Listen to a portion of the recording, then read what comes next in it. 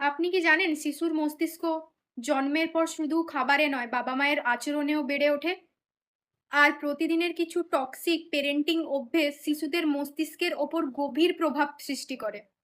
শিশুর মস্তিষ্ক গঠনের প্রধান তিনটি স্তম্ভ হলো নিরাপত্তা বা সেফটি। শিশুর মস্তিষ্ক প্রথমে শেখে পৃথিবী নিরাপদ কিনা। বাবা মায়ের আচরণ, ভালোবাসা, আদর ও সাড়া পাওয়া নিরাপত্তা বোধ তৈরি করে।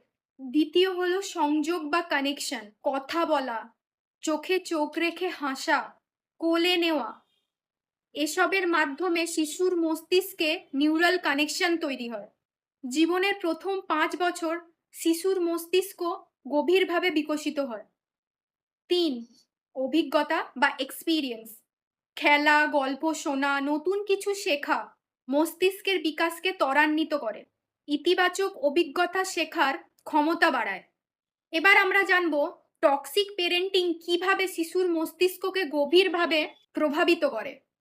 বারবার চিৎকার করা, ভয় দেখানো, অপমান শিশুর শরীরে স্ট্রেস তৈরি করে, যা শিশুর শরীরে বা মস্তিষ্কে স্ট্রেস হরমোনের মাত্রাকে অতিরিক্ত পরিমাণে বাড়িয়ে দেয়।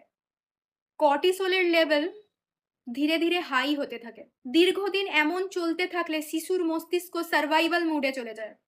ফলে আত্মবিশ্বাস কমে যায়, অ্যাংজাইটি তৈরি হয়, আবেগ নিয়ন্ত্রণে সমস্যার সৃষ্টি হয়, মনোযোগ ও শেখার ক্ষমতাকে ধীরে ধীরে কমিয়ে দেয়। ভবিষ্যতে সম্পর্কের ক্ষেত্রেও সমস্যা দেখা দিতে পারে।